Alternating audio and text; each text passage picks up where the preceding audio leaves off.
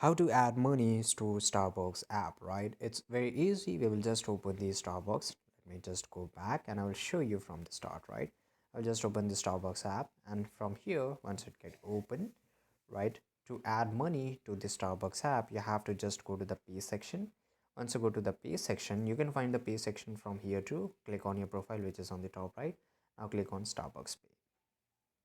Once you're here, it will show you all the cards. So basically, if you haven't purchased any card from Starbucks, then it will show you the normal one, which is, you can see, aroma. In your region it could be with different name or something else, but although it's same, right?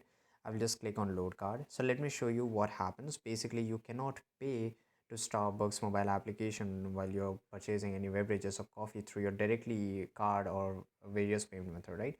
You have to first of all buy a card from Starbucks, and if you're using it for the first time, you will get it for free. And you can use that card. I mean, you can basically, it works as a wallet, right? So you can add money into that wallet, and you can use those money to only buy a Starbucks product.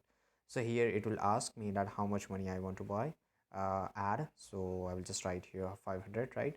In your country, depending upon your currency, you can just add it, right? And once we do it, we'll get this various option to pay with, right? So if you want to do it with debit and credit card, you can just select card section and enter your card number, expiry, and CVV, right?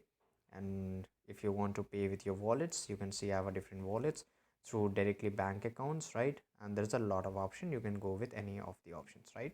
So I hope, guys, your problem is solved now. If you found this video very useful, subscribe.